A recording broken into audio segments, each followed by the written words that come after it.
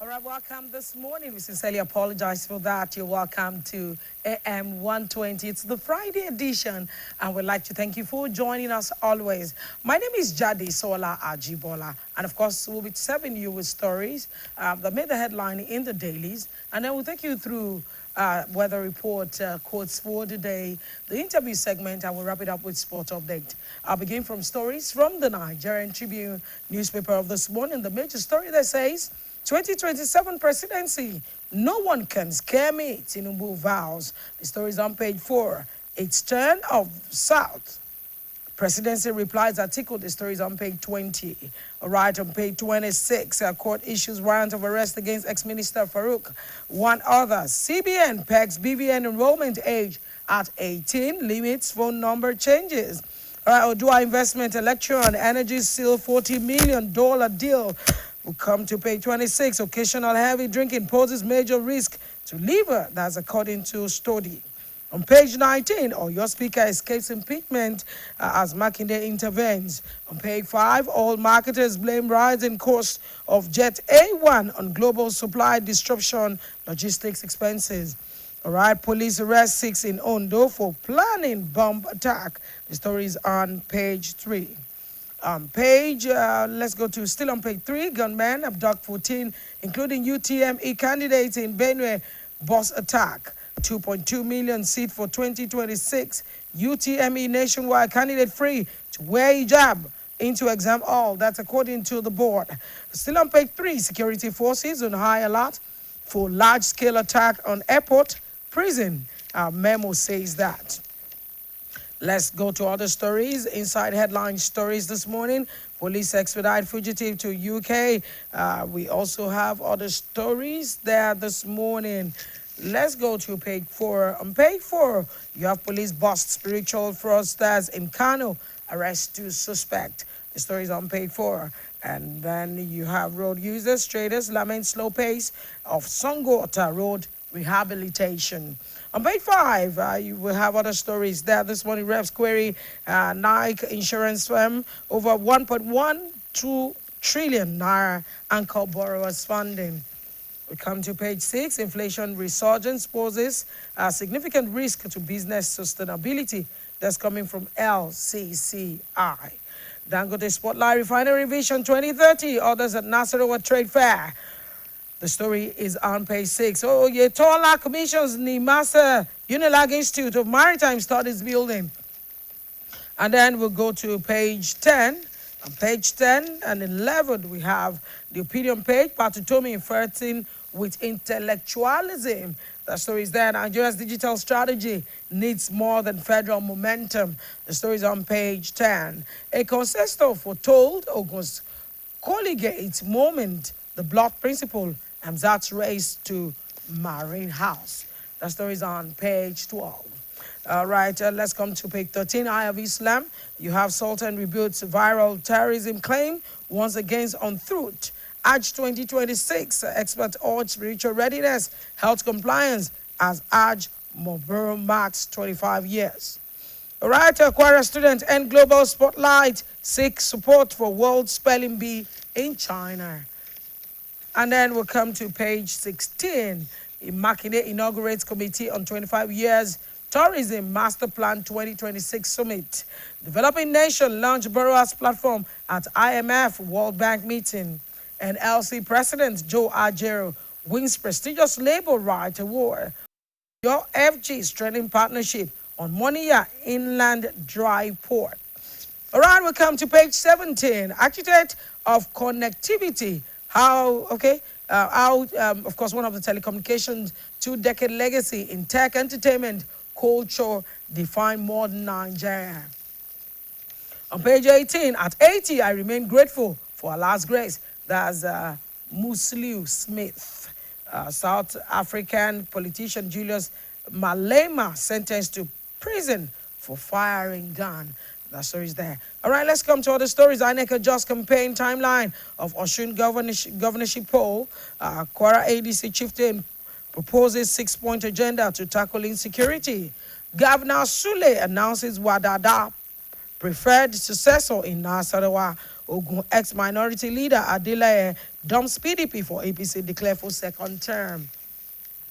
All right, on page 20, it's the turn of South in 2027. Presidency repels Atiku. That story is on page 20. Former governorship candidate of ANRP, Ayorinde, defects to APC in Oyo. Ogun 2027, Adegbero hails Adetola's emergence as APC consensus candidate. That story is there. All right, Lagos APC member alleged candidate in position plot nothing like that. That's coming from Ojelabi, and of course,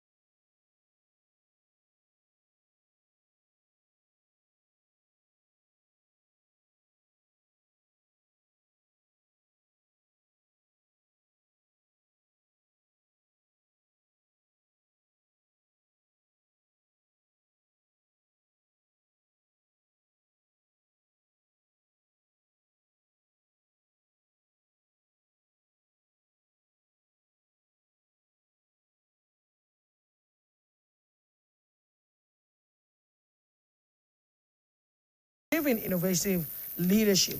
And on the back page, Ekitike ruled out of World Cup. I saw the same in the arrow says Napoli owner.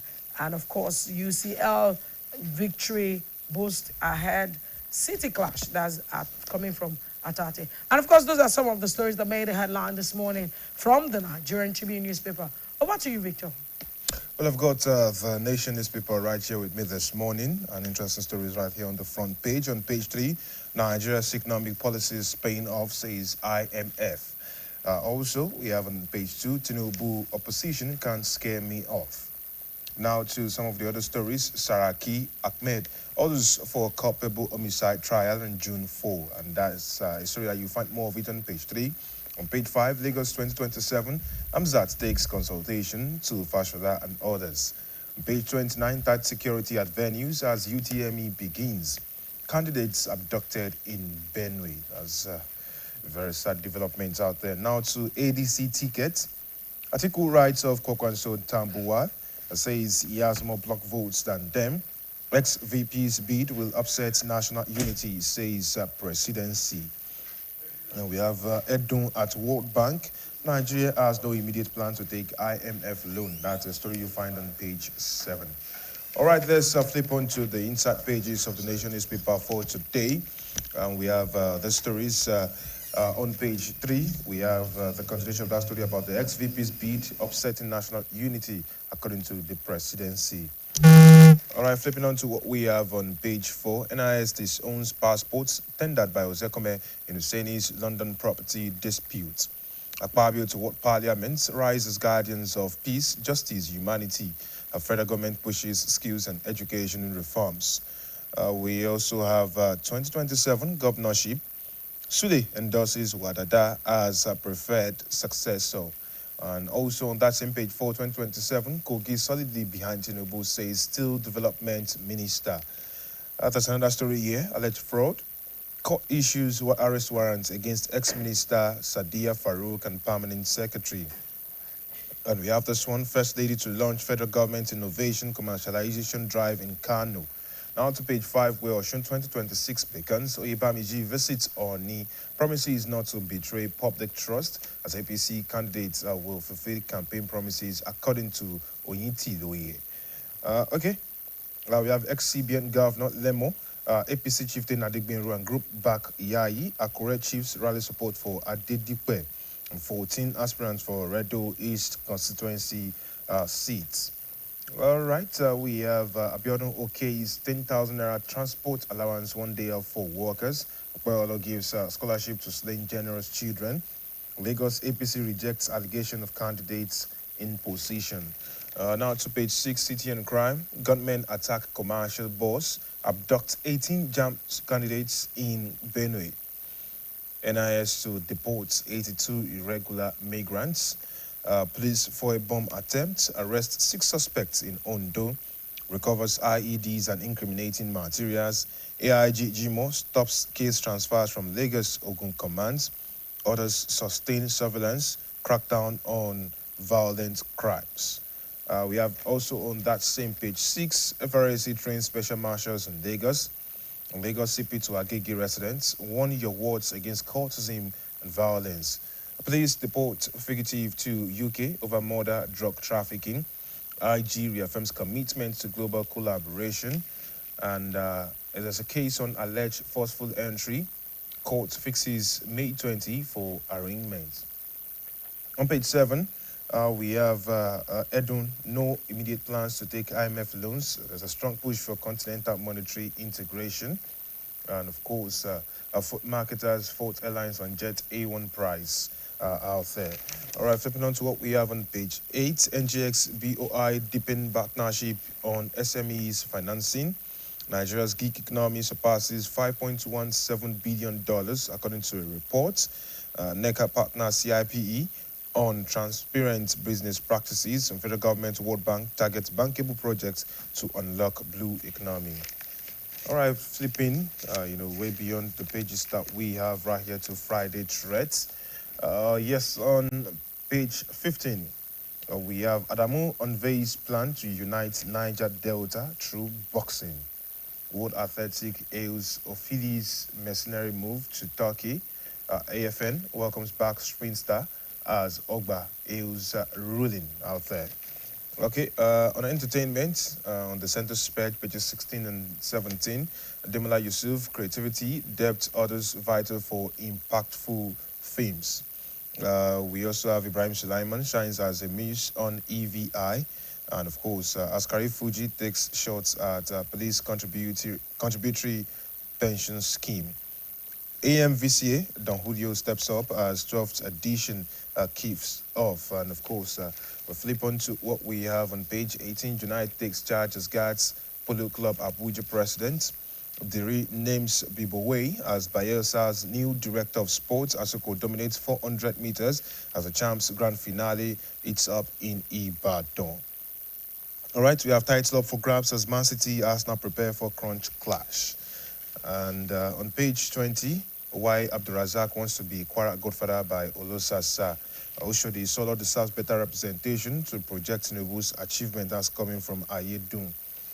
Okay, there are more stories right here on page 21, but an aspirant champions inclusiveness at a debate. Okay, NRC joins elite club. There's an editorial on avoidable deaths and health sector reforms and the Ogun State example. All right, let's move on to what we have right here. On page 25, ex-Unica pro-chancellor joins Senate race for Abia Central. Cleric roots for Tinubu calls for unity. We have aspirants to declare for Lagos governor.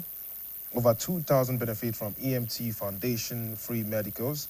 And they say a festival to go on despite insecurity as an ex-governorship candidate joins APC, all on page 25. On page 26, echoes of a presidential visit to Bayelsa. On page 28, Osimhen inches closer to gala comeback. Onuachu cleared for Trabzonspor. A national sports festival begins November 27 in Enugu. Junior Aruna extends medal run at WTT Youth Contender in France. NIS matriculates 200 as Shaibu unveils 10-year strategic reform roadmap. And Obrodudu Meshref named IOC athletes role models for Youth Olympics. Well, we also have on page 29, UTME begins nationwide amid minor issues and tight security. And Tinubu says to the Benin President-elect Wadakni, says, I look forward to working closely with you as he lauds peaceful polls, democratic residents, and pledges support for incoming government. The court awards 100 million naira damages to ex-judge over false reports, and that is as much as we can take on the Nation newspaper. Yes, it's a wrap on the newspaper review segment this morning. We're going for this weather report, and then we'll be back after the break.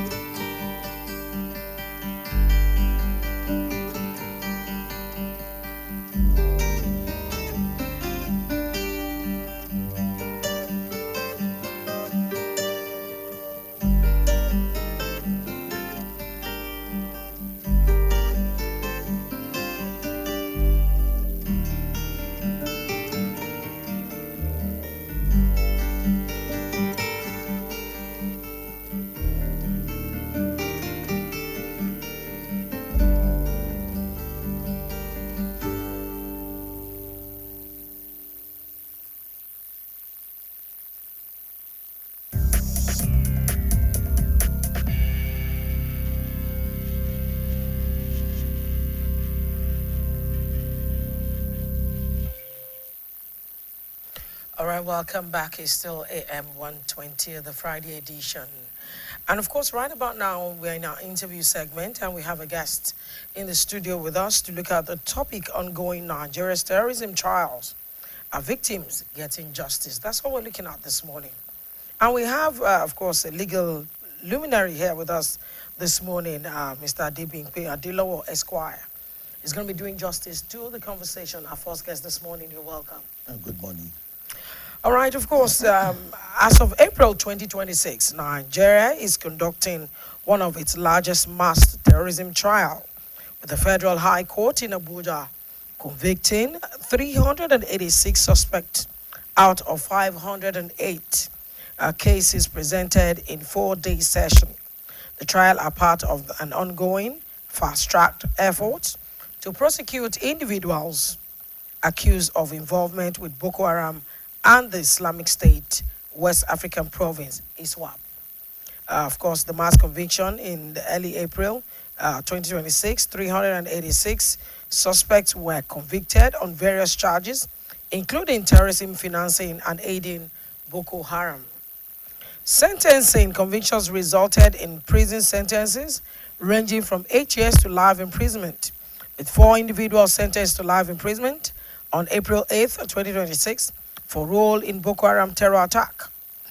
The 508 cases involved suspects moved from detention facility in Kanji and Maiduguri to Abuja for the hearing, which featured 10 judges. 112 cases were adjourned for a future phase scheduled for June 15 to 18, 2026. Let's look at this mass convention.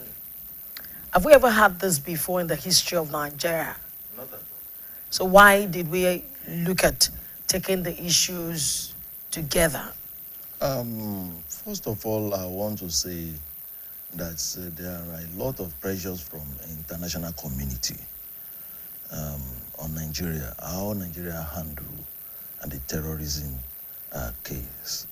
And you know that Nigeria government will not do anything until there is pressure elsewhere.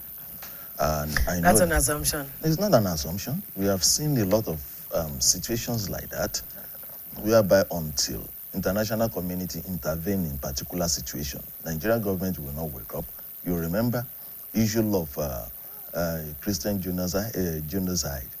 If not for USA government intervention, you know that Nigerian government wouldn't have even wake up to try to put one measure or the other in But place. you could recall that during the Buhari-led administration, we've been told severally that we are technically winning the war against terrorism. That is. And we record numbers that is media propaganda. bandits that are being maimed, arrested, killed. That is media propaganda from the government.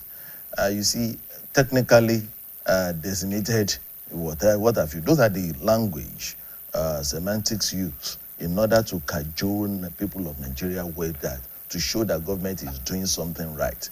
But what you see, even many of these attackers that were arrested, later on they were radicalized, reintegrated, and moved. Even some of them have been enlisted in Nigeria Army security forces. So that shows how deceptive governments can be. Now, let's look at this legally. Would you say this is right? That it is right to have this mass convention?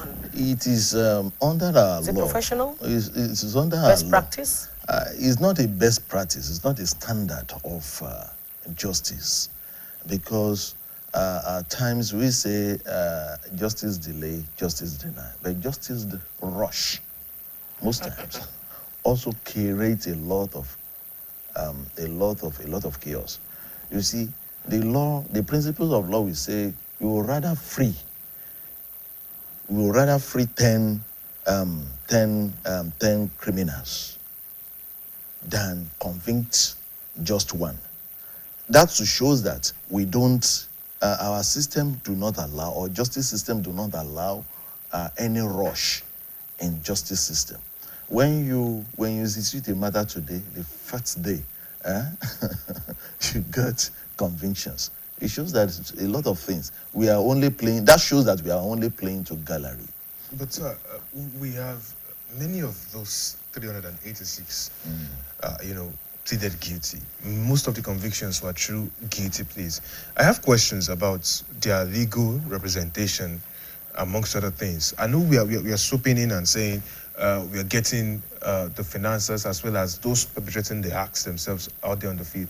But when you have a majority of them going out due to guilty pleas, what exactly is happening within that sphere? Do we really show in the first place that the people before the court, the offender before the court, are the right offender before the court? We know the situations of Nigeria now.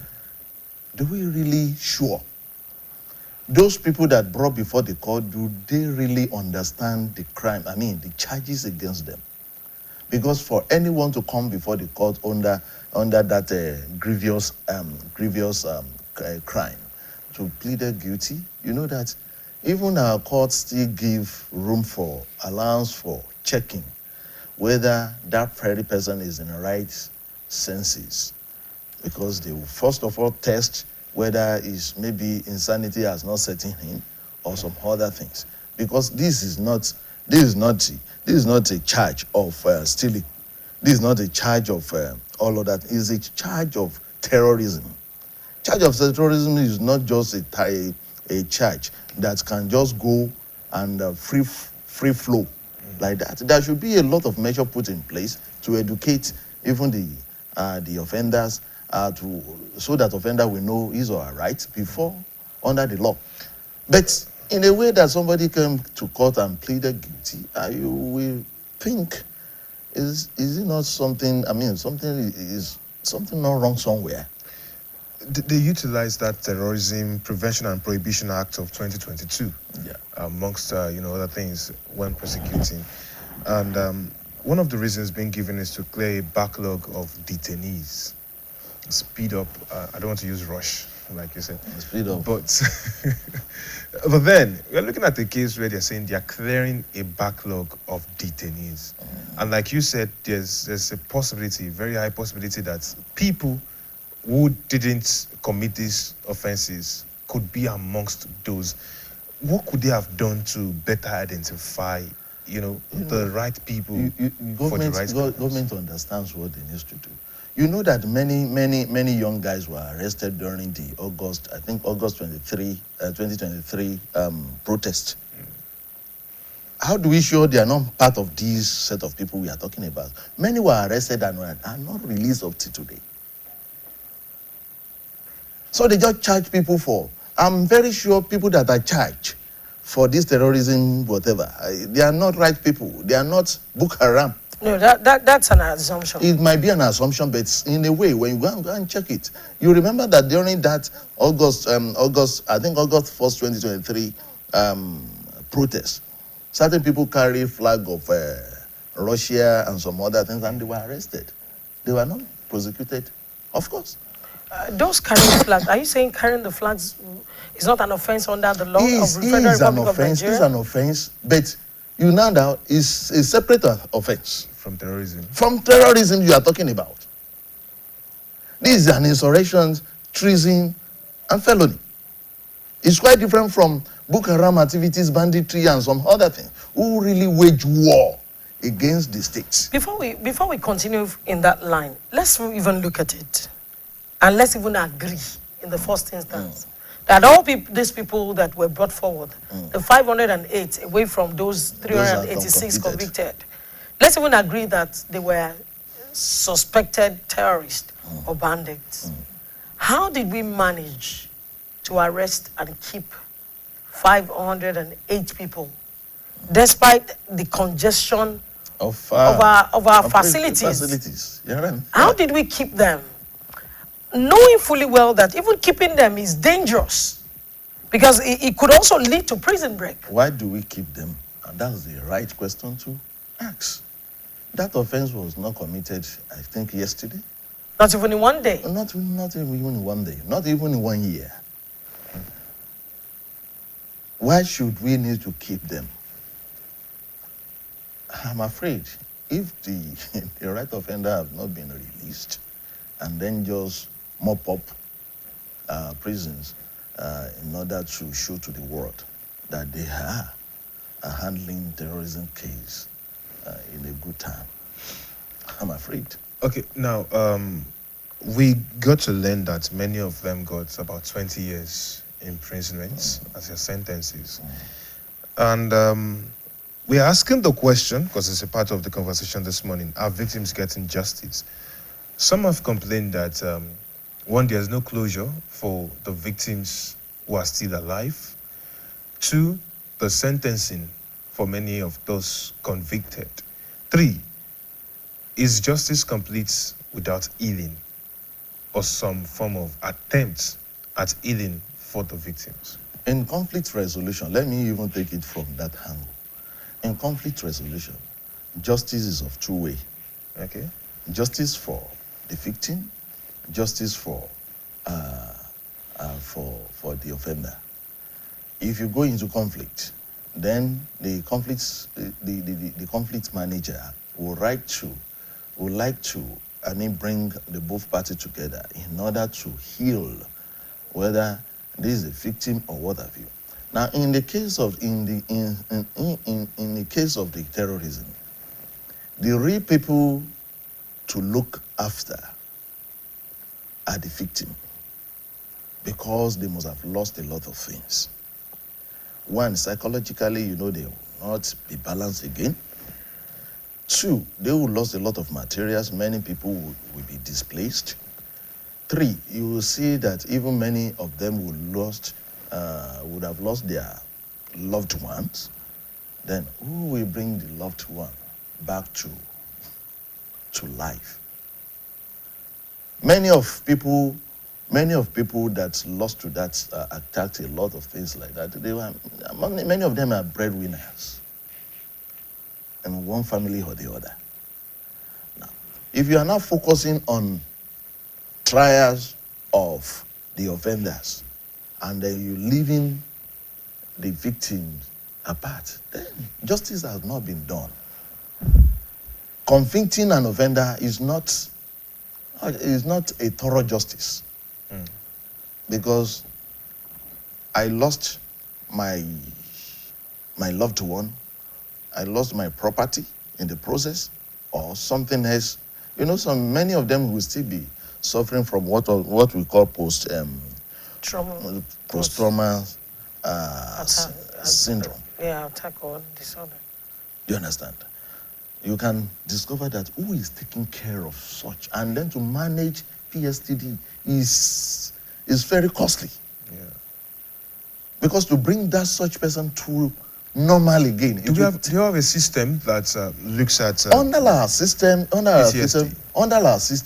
is the responsibility, even all over the world, is the responsibility of governments to whether to rehabilitate, whether to take charge of the victims of such attack. Because this is not a normal attack. It's not a burglary, it's not a, you understand?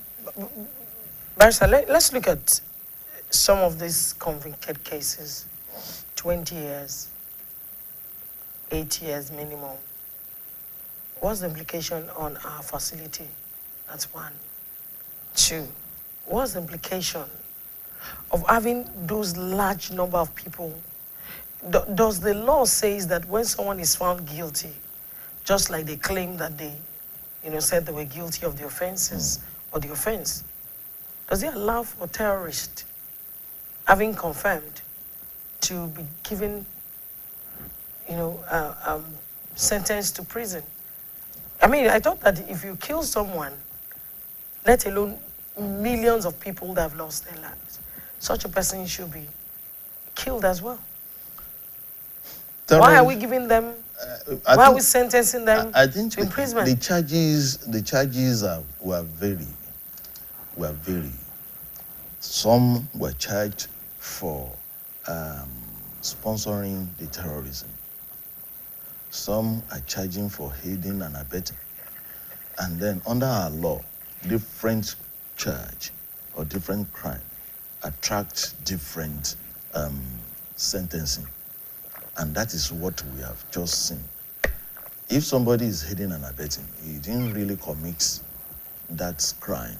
So his own punishment will be lesser than those who really committed that offense. Now, but somebody who has really committed that offense, the murder, if a murder case is proven beyond a reasonable doubt, let alone somebody even confess to that crime, pleaded guilty. You understand? The punishment under our law for murder alone is death. Why are you reducing it to? I think that is your concern. Yes. Reduce it to life imprisonment, because that is the only crime. The reason for life imprisonment is manslaughter. Manslaughter is not an intentional killing. It was just an accident. It was just an accident. So that can be a life imprisonment. At least that is minimum. At least somebody with life imprisonment can also receive state pardon one day. But for actual committal of that act with clear intention, accused rules and menstruate, is the person should be punished by death. Okay, there are also reports that some of these convicted terrorists are also are being sent for rehabilitation. Those that have run their jail terms, rehabilitation and all of that. And I'm wondering, if we're rehabilitating terrorists, confirmed terrorists, what happens to the survivors? Who is going to rehabilitate? Because it seems like in Nigeria, we seem to be paying more attention to those committing crimes than those that have been affected by the crimes they committed. You see, that is the nature of average Nigeria. Let me cite a very silly example. When accidents occur, rather for people to quickly attend to the victim of accident, what do? They do videos. They do videos. They lock up the offenders. They begin to post a lot of things, and then they leave the victim suffering. Before you can now wake up that, we're supposed to attend to. In Nigeria, we don't attend to victim. We don't attend to victim. Go and check. I think this is attitude we have towards life. But this should have been part of the judgment, before, to say, look, while we are convicting the offenders, who are those writing our laws? do we not have it readily existing in the law? Is it not just for implementation? People that are writing our laws, do they have human feelings? And that is the question. It goes a long way. People are putting, you see, all what we are talking about is about people that we are electing into a position, political position. If we don't have right people, definitely we will not. What happened to all our security agencies? I don't know whether you've already studied them. They don't attend to things the way it's supposed to attend to. They will be chasing the around, they will be chasing the criminals around and leave the victim abandoned. So, now, would you say our justice system is faulty? It's faulty. Why do you agree? Our justice system is faulty. How? One, the way we configured our justice system through our laws has not helped. Two, the operators of those laws that are supposed to bring succor and even using their authority within such law to better the lot of the victim, they are looking away. As a legal practitioner, how do you think we can repurpose our justice system to cater to the victim, ensure that the society is whole itself? All our justice system should be human-based. Human-based. Not technical-based. You know, many a time we use technicality even to invade justice in the country. Technicalities, you're supposed to fight this time around, you do this, you do that. That is why we have a lot of cases in court. That's why we have a lengthy court proceedings, because we have allowed technicality to take over rather than having justice human at the center of our justice system. We always worship principles, institutions, and we leave human alone. And that is why. And let me say this, it's cut across, even within the house, within the religious settings, within the government and institutional settings. We discover that we don't. You see how organizations treat their staffs. You can understand that even that justice is not about court alone. Justice cut across is how the employers handling the affairs of this employee is part of justice. We should not focus on the court alone. And you can imagine, even the people, the workers, the judiciary workers, they are still facing with a lot of issues.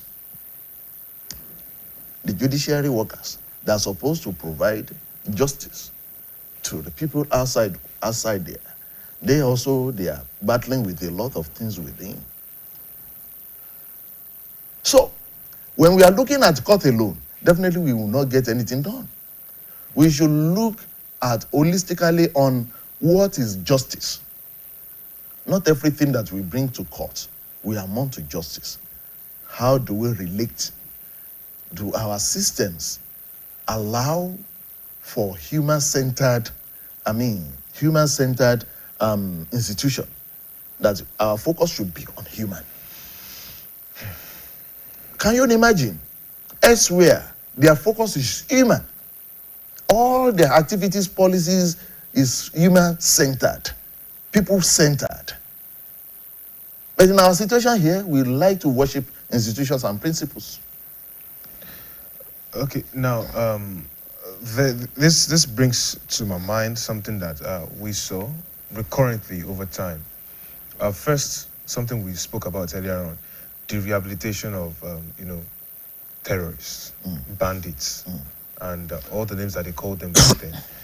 And then recently, we started seeing some individuals saying, no, we cannot punish any arrested or caught terrorists or bandits.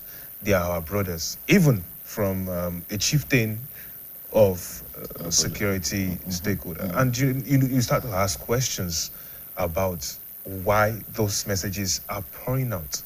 Now, if the message of the recent trials that we are speaking about is to let people know that there is consequence, there are consequences for perpetrating this evil, what then does those previous statements make? Because we have had slain military officers, including generals, and I doubt if we even know the weight. Even the politicians, the governors. I've heard the governors even mention the same thing you mentioned. So I mean, let's look at it in comparison. What we have right now, is it going to make sense in that of what we have had before? What message are they? That is why I doubted the convictions you are talking about. You've helped my thought. That's why I doubted it. Because if governor, I know, I don't want to mention the name of the governor. He said it on the national TV. That look, they are our brothers. We should see how we can persuade them to reason when somebody is killing. And the same way, the general, the same way all other people, high-profile people within the society, in a particular region, they would rather focus on how to protect the interest of their people, their lineage, their blood, than what can unite this country. Then what we see there is, because it shows that this country called Nigeria is not fully integrated. We are being sectional, you understand, tribalistics. Most of us are religious bigot. We attempt life based on religious line, the religious divide, ethnic divide, and some other considerations. And that is where the problem is. In South, especially Southwest, you understand, you commit a crime, you are gonna. I don't know whether nobody will plead for you. In fact, before you know it, even many, if you steal just small things, many people can come out and then lynch such a fellow. In Southwest, it happens everywhere. But elsewhere, you discover that they would rather protect because this is their blood, this is their brother. How do we now say the justice will be done when we have clear-cut focus of certain high-profile individuals who like to protect the interests of their ethnic? How do we reset our values to ensure integration, to ensure unity? It's so simple, but many of us will not like to agree with that. Nigerians supposed not to be a one nation. Why do you say so? Because we have different values. A nation will have a common values. None of the sections of Nigeria have submitted their values to be integrated. We pursue life the way we see it. So there is no national interest in our country. And that is why we are clamoring for rotational presidency and some other things. That is why we insisted that even if our people that is in power could not deliver good governance, but it's still our people. He should go ahead and finish his term. And that is the person who we are. But if we can put a system in place that though we might be a country that come together, but we operate different laws. Of course, if Southwest can operate different law, Southeast operate different law according to their philosophy, cultures, and their people. So definitely, you know that each region will be growing, and there won't be incursion of course, individual. Each region will manage its resources. I like to say specifically that sometimes it doesn't work that way. It works. I was being told some time ago when a young girl was growing up. It was in the studio, an analyst spoke about it. And she was brought from the northern part of Nigeria to the southwest to go to school, and she was doing well. And suddenly the father said it was time for her to get married. A young girl, a minor. And then the process started. And they tried to, stop it. That, look, this girl has a bright future. It's a crime to marry a child. But eventually, it didn't happen. Now, the law that we operate in the Southwest, I'll use that word, does not allow for child marriage. We have the child's right law of your state. Yet, I learned the man said, look, reach out to the ministry. To say, ministry, intervene. This girl has the right to be in school and not to be married. But ministry is, sorry, there's nothing they can do. It's their culture. So if their culture subsists in the South... Which culture? The culture from where the girl came from. Yes, that's what I'm saying. That's what I'm saying. The culture where the person comes from. Now we will prevail, and that is under our law.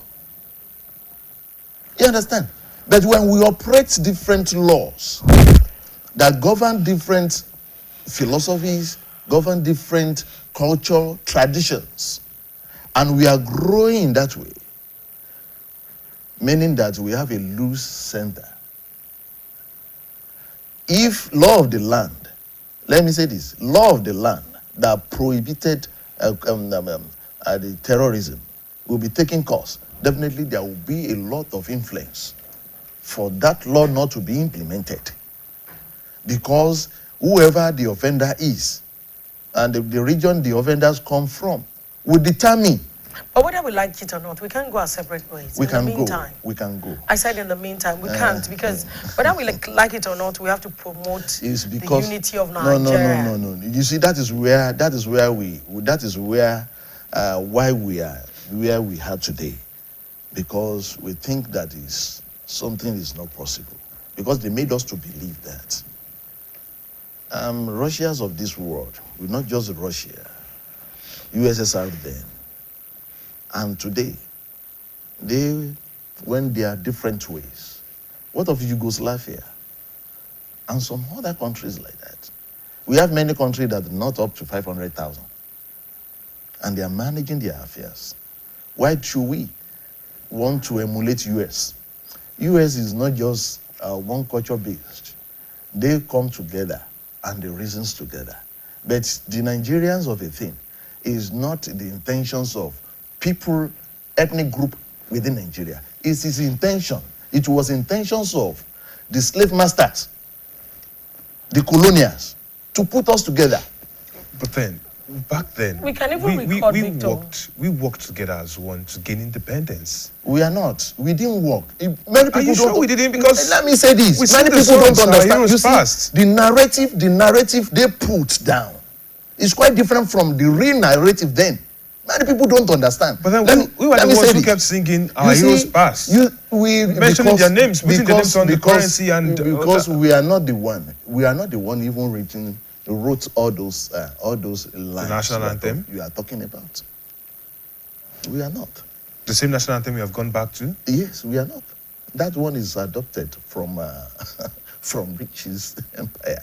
Now, the reason many people don't understand, people that can read history, people that can investigate, we understand that we are not even united by coming to.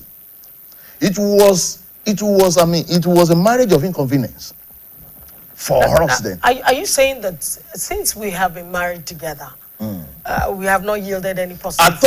At all. Why do you say that? Because, you see, what has been happening, what led to the coup of 1966, is it not because of the ethnic coloration? What led to the killing of Ramat Muritala Muhammad? Till today, average Igbo people are still not healed. And that is the problem. We'd like to cover up things rather than telling us we can't pretend our unity when the unity is not there. We should look inward. How can we better ourselves than protecting the unity that is not there in the first place? Okay, let's go back to the conversation. Looking at the trial,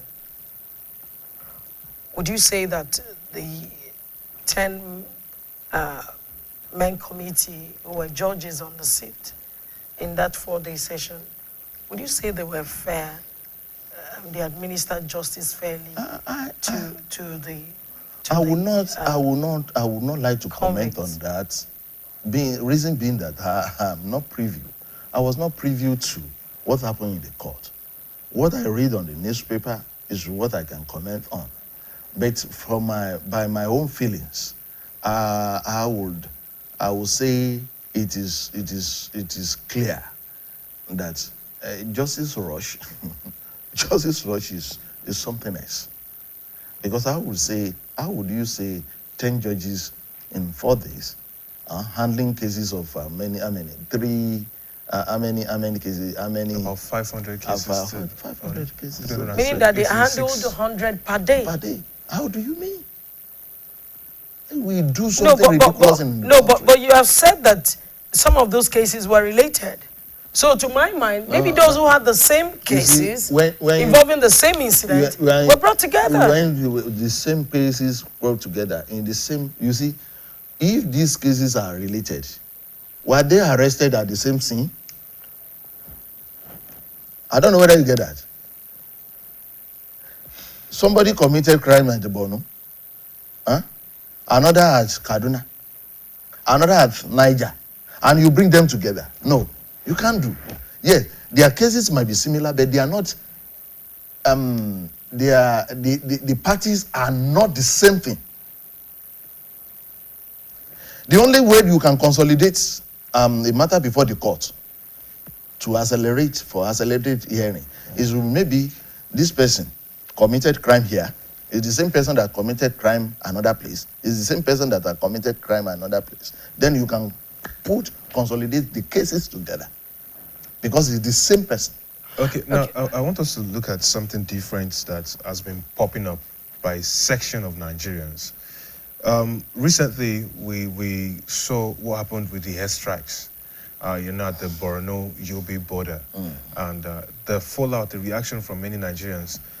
Well, we had people from the government side coming out to say these were people who are aiding and abetting the terrorists at that market. This is where they get their supply. This is how they drive their economy. And this was where it was attacked based on intelligence. Now we have had this one and we are getting the reaction. Do we think that our reaction maybe is wrong about questioning what the government is doing against terrorism, given what we have said in the last few days? No, the reactions will be right because the government have not come up clean in any situation. With communication? With communications. Okay. Our government is type that they will hoard informations in the name of intelligence until things go out of hand. Now, when you look the attitude of our government towards governance, you will discover that our government will not do things in order to please the masses. They would like to do things that will please the elite. Come think of it. I've made mention of it, that they are just playing to gallery. I've made mention of it, that due to pressure from the international community, but I've not mentioned that such may have even political coloration. Like Apapio telling us terrorism will end after elections? No, it might not end. But that's what he said. Yeah, it might not end. It has political coloration in the sense that we are preparing for 2027. 2027. When we are preparing for 2027, a lot of gain. Even these convictions might be a gain.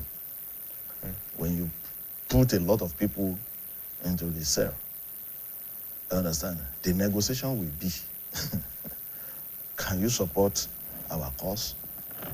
Okay, this last one before we wrap up on the program.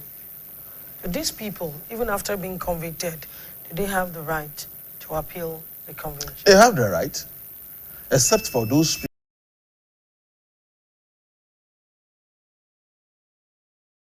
Even that the person that pleaded guilty has the right to appeal. That he was being coerced, he was under pressure to plead guilty. They have right. But the focus should be the victim.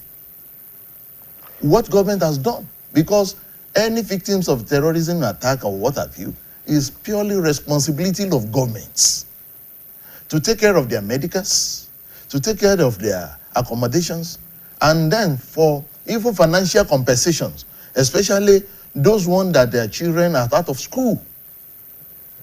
It is the focus. That should be the focus now. We should not celebrate whether they are convicted. They've convicted 300 and what have you. 86. But what should be the focus? You want to leave the victims out of this scenario, then our focus should be how to rehabilitate, how to put all the victims in good and better condition. Right, on this note, we want to say a big thank you to Mr. Adebimpe Adelawo Esquire, who is a legal luminary for, of course, being here this morning to, hear your views on the subject matter ongoing Nigeria's terrorism trial, our victims getting justice. Thank you very much. Thank you for having me. All right, we'll go on a break, and when we come back, of course, our second guest is waiting to join us. Stay with us, don't go away.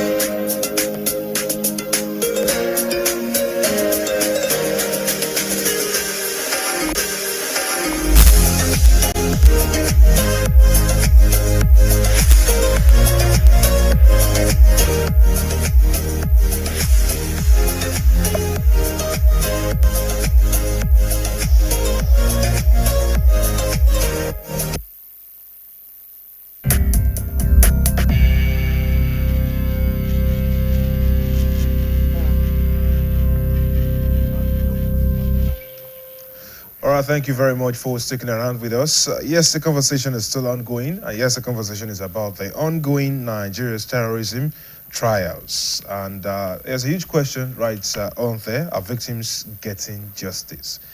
Well, to shed more light on that conversation is a public affairs analyst in the person of Mr. Adesumbo Badejoku. You're welcome this morning. Good morning. Good morning, our viewers. It's good to have you here. It's always a pleasure. Well, we saw earlier on Nigerian courts trying over 500 terrorism suspects in a mass trial. We've seen 386 convicted, many of them through guilty pleas anyways.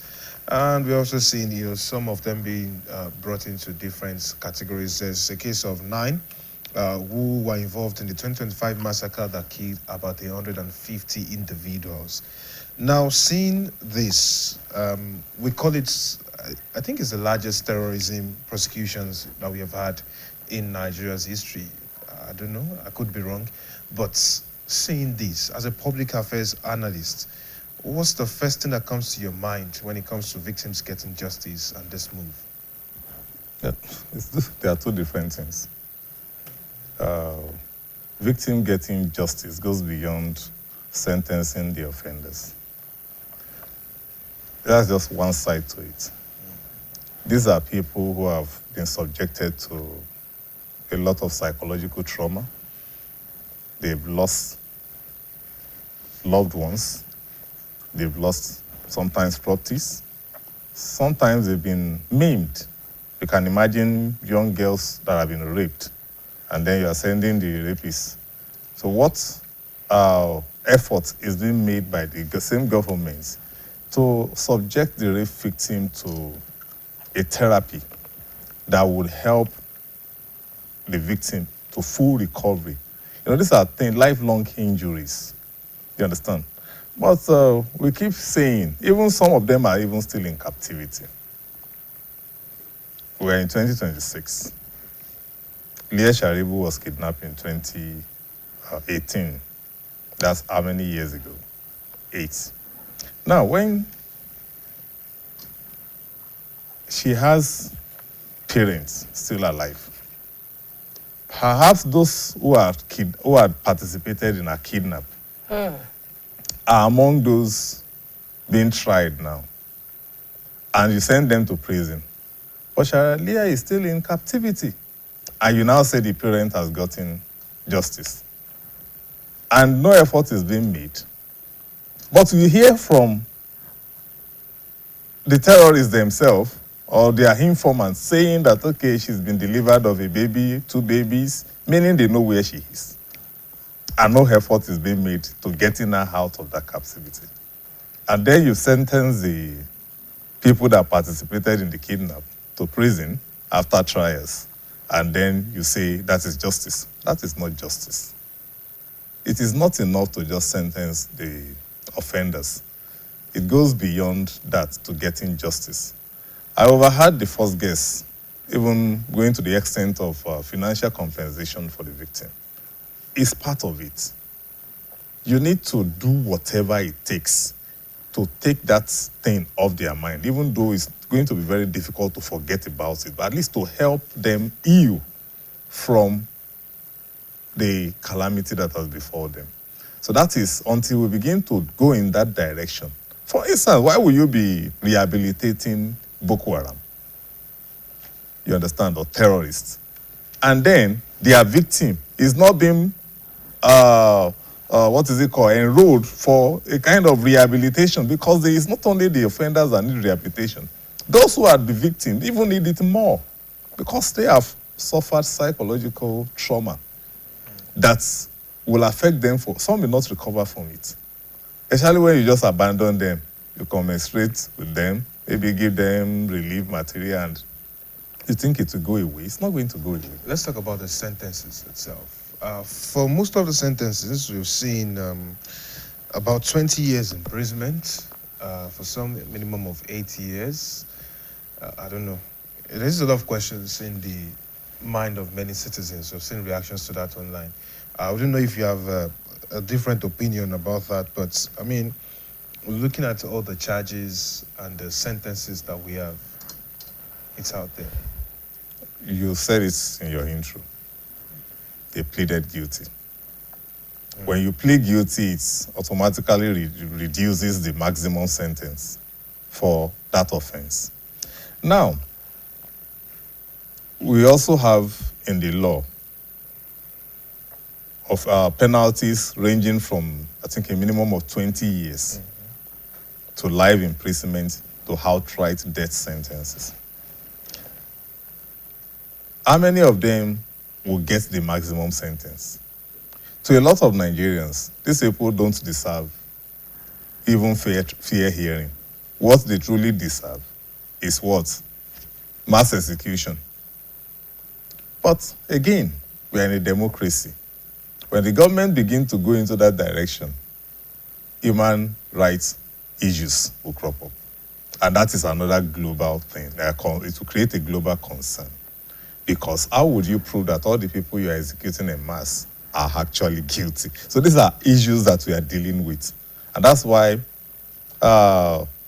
this development should even be welcomed.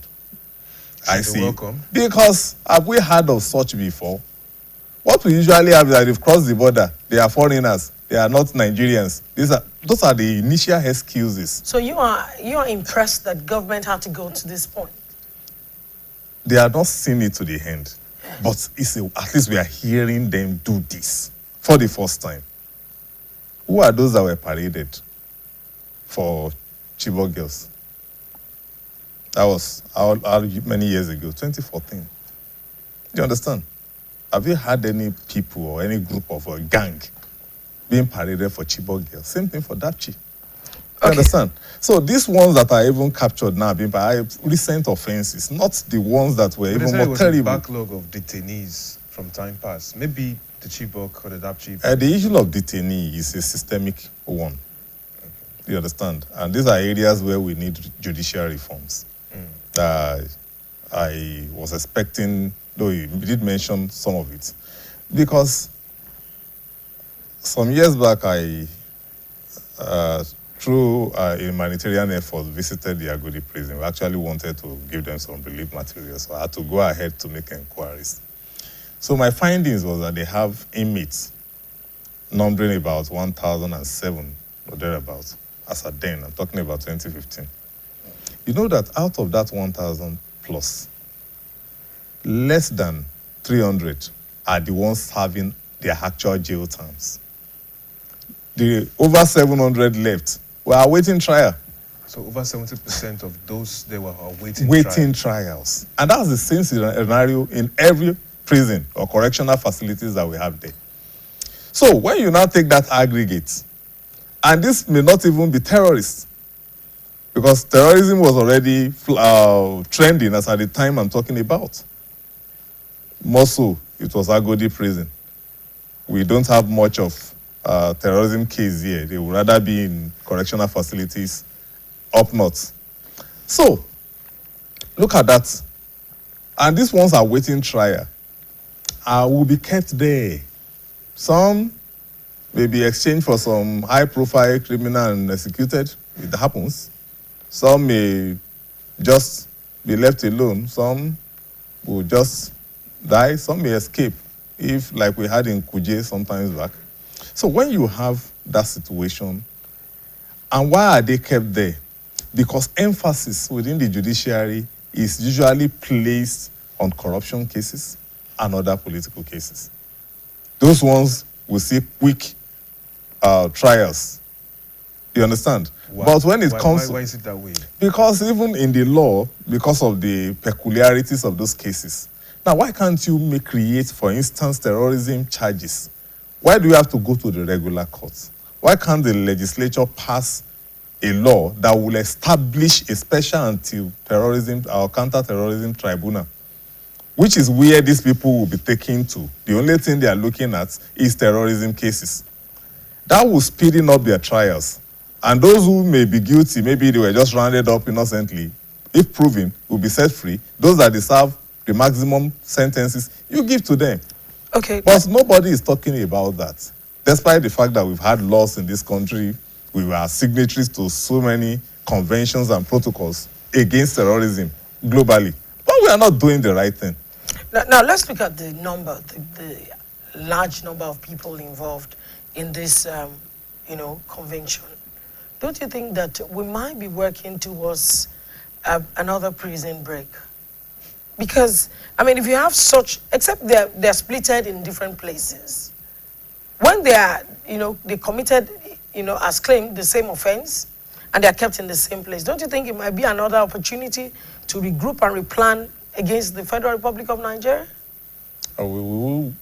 There's a possibility of that happening, but I want to believe those in charge of the prosecutions are wise enough not to put them in the same place.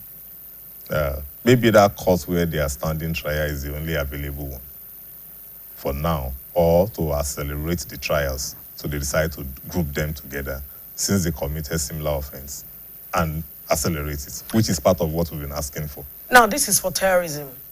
There are other, just like you mentioned earlier, you gave an instance of Agodi Correctional Center. Don't you think it's high time for our government to, move in the direction of having maybe this kind of mass, prosecution and resolving the heavy load on our facility, especially the correctional facility? Well, for other other criminal cases like murder and robbery and the rest of them, I don't think it would be ideal, because those are usually isolated events. They are not, they are committed by probably a group of fewer numbers. But we know the terrorists that we're dealing with are they are large in numbers.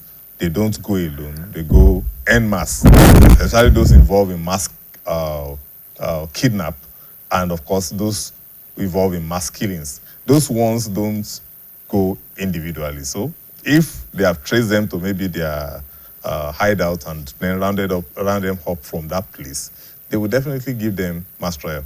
So that is what I think is responsible for this. But if we're now speaking of those other ones that are there, it is a judicial reform that will have to see to that. Maybe they will have to appoint some lawyers that would not take any other brief apart from briefs like that. Maybe we need to recruit more justices or magistrates so that we can have, that means we'll have increase in number of court branches that we have, or maybe having a bigger complex that represents courts. For instance, I don't know how many courtrooms that the State High Court has and the Federal High Court that is also in Ibadan. So maybe we need bigger complex with more rooms to accommodate different trials at the same time. That would expedite the awaiting trial cases, and it will also ease the burden on the judges, because you have a case where a particular judge may be sitting on about over 100 cases at the same time. So there is no way he would not abandon some, especially when he has to deal with political and corruption cases, which usually takes priority. Okay, one would have expected that the humanitarian ministry of the federal government would look at it. Victims of terrorism and their families are entitled to specified support, including financial compensation, medical care, psychological trauma care, and legal assistance. Government and international bodies often provide dedicated funds to cover medical expenses, loss of earnings, and funeral costs, with a focus on victim-centered approach. Now, that's what that ministry should be doing. Why have we not recorded, if we could record this large number of, people involved in terrorism, why don't we have, large number of people that are being compensated? Look at the kind of lives that the IDPs, people at the IDP camps are living. They're even more traumatized at the camps than in their homes. That's true. There's only one reason for that, and that's corruption. The ministry, unfortunately, was created to handle things like that. But some people had turned it to a cash cow, a draining pipe. And that's why you could have a minister appointed, and within 3 months, we are talking about hundreds of billions already missing. So that is the issue with that ministry. Imagine all those money being stolen are used for the right purpose. We won't be having this kind of the condition in the IDP camps would not be that terrible. They are even not supposed to spend too much time there because it's supposed to be a temporary abode. They are not refugees. They are internally displaced persons, meaning they are citizens of this country. So how long will it take you to now relocate them back to their community? And if you feel that place is not safe, look for another community to integrate them into. It's better than just putting them in a camp, a confined environment. There is limitation to what they can do. Some of them that are out of school may remain so for the period that they will be there. And there are people that have been in these camps for more than 5 years. So when you look at that situation, and there are some other undertone which is not being spoken about, especially those who are displaced from their community.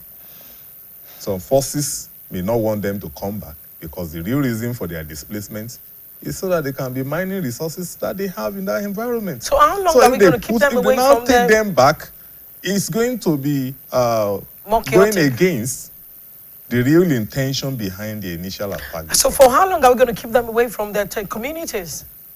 And that's why I suggested that if maybe because of that factor, then you can have a way of convincing them that, sorry, for your own safety, we cannot take you back to your community.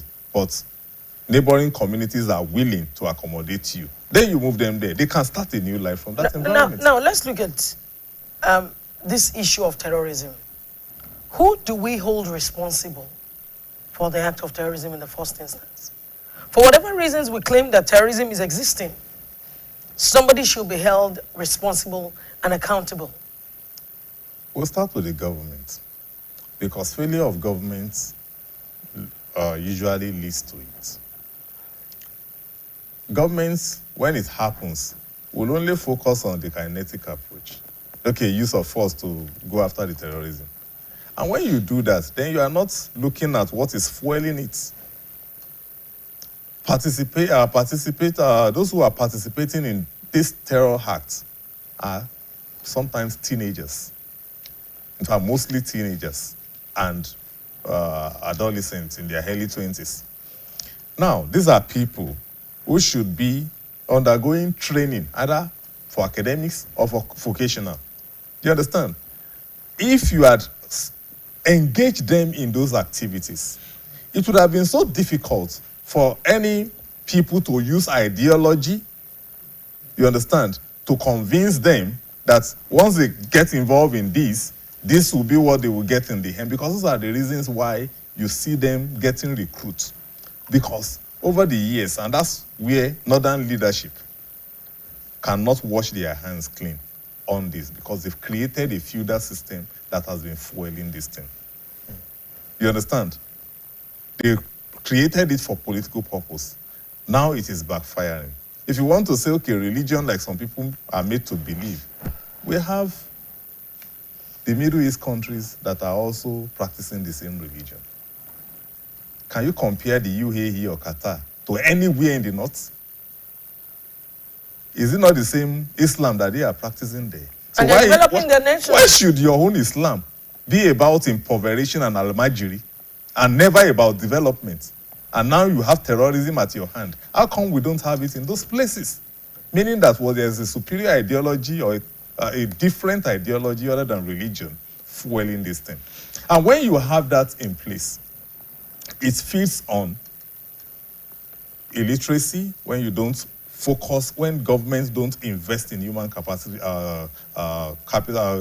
human development, it's going to happen this way.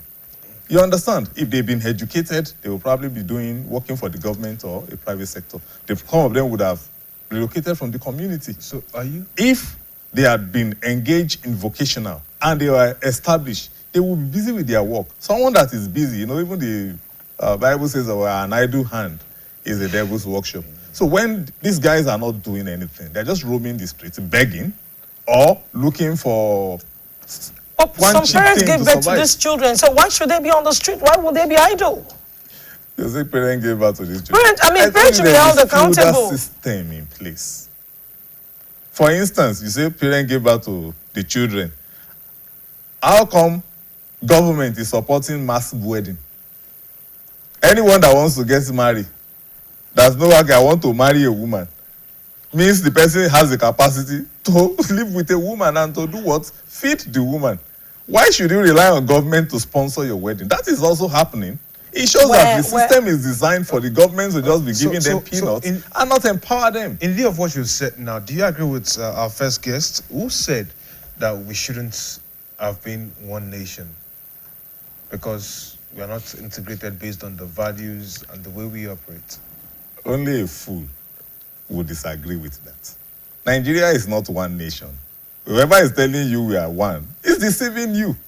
But we united. We went back. We did not agree to unite. But then we fought for independence together. That is not correct. How is it not correct? That was okay, let me give you what happened. You didn't go there. I would try within the space of the time. Because I'm saying this is what we were told. That is what you were made to believe. You understand? Oh, you don't believe as at the time people like him were growing up, history has been removed from the curriculum, where we would have learned the truth. So was that also removed strategically? It was. By who? Obasanjo did it as a military man because they just wanted to erase the whatever of the civil war so that people would think we are one nation. And the efforts required at their hand to have made that work, they still did not do. You left the emirs alone to continue to promote that agenda. You understand? And you didn't do anything about it. Why would you not make sure that, okay, yeah, for instance, on our way to independence, Azikiwe wanted a unitary system. You understand? He wanted a situation where the government would be in charge of everything. The North, Ahmadu Bello and Balewa, wanted a confederation, which you have a very weak center, meaning that they were not interested in being controlled from the center. Awolowo wanted federalism. Even based on those three, are they the same? You understand? But what did the British did eventually? They look at that division, which they created anyway, and use that to inform their decision. Now we got political independence. They were still controlling the economy. As of 1960, the Queen of England was still the head of state. Not until 1963 when we had the Republican Constitution. That is when we became a republic. And if you look at the period between 1954 and that 1966, there was regional competition. Everybody was developing at their own pace. But what happened? Some people thought they were doing a revolution. They made a coup. And the beneficiary of the coup did not share the idea. So he did what? He wanted to now hold firm, advised by the same British government to unify the country. And we have a unitary system. Up till date, Decree 34 of 1966 had not been repealed. And that's why you have agitation. It's the main reason why there is terrorism. For instance, if Sankara had been controlling their gold by themselves, do you think their youth will become bandits? So who's controlling their resources? Now we have a land. The Land Use Act says the state government or the governor is the landlord. But the resources under the same land is controlled by the Federal Ministry of Mines, solid minerals. Federal government. Now tell me, which normal person will accept that as a way to go? How can we correct some of these abnormalities? Simple, restructuring. Who's going to do it? Because we've been on this restructuring for a while. For years now. I was at a forum yesterday, and this was what I said. Take away this election. The ruling party has everything required to restructure this country. Now. Explain what you just said. I said the election is an obstacle to it. And the main thing that has been the reason all along, the political will to go ahead. But you cannot tell me it will be difficult for a party controlling 31 states not to tamper with the Constitution. Do you understand? You only need 24 to do it effectively. Why do we need states? Is because when it comes to constitutional matter, whatever the National Assembly passes, 24 of the 36 states must subscribe to it before it can be altered. Now you are controlling 31. Tell me, why is it difficult to do it? If not for what? Politics. So that's why I said everything required to go that direction is already on ground. So that's where we will know how serious this set of people in government are about the plight of the country. Well, and without restructuring, my brother, we are going nowhere. now, something happened in 2024 when you spoke about history the other time. I asked a previous guest about the national anthem, why we went back to that one. And we have the precedents going back in 2024 to the current one we are using, which was what we had before independence. That was the one written by a British expatriate, Lydian Jean Williams. We put away the one that had a combination of 5 Nigerians, Eme Etim Akpan, John Ilechukwu, Ogunaike Aderibigbe, Sota Omoyegi, as composed by Benedict Odiase, who was the director of the Nigerian Police Band back then. And we used that between 1978 to 2024. Is it that it did not bear fruits, that we jumped back to the one written by a British expatriate who was living in Nigeria back then, that was composed before independence? Was it not bearing fruits? Was it not giving us what we needed for the restructuring that we so desired? Does the one that we have gone back to contain the components needed for this restructuring that we are talking about? Well, that was 2024. 10 years before then, we had a political reform conference made up of hundreds of delegates from all over the country, from various sectors of this nation. At that conference, it was part of their decision that the anthem that we were speaking, if you look at the two, they were not done by democratic governments. The first one was a colonial government, autocratic, dictatorship, and the other one was done by a military government. But they look at the content of the lyrics. This one suits our situation better if you want to focus from ethnic rivalry and the other type towards citizenship and nationalism. That was why they all agree. In fact, on that day, when they passed the resolution and included it in their recommendation, they all stood up to recite this anthem that we were using now. That was what informed the basis of the reversal.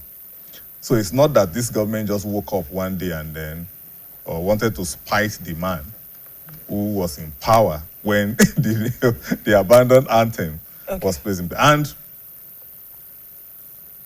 national anthem in most countries that were colonized were composed by the colonizer, not the people themselves. Only a few of them had changed the thing.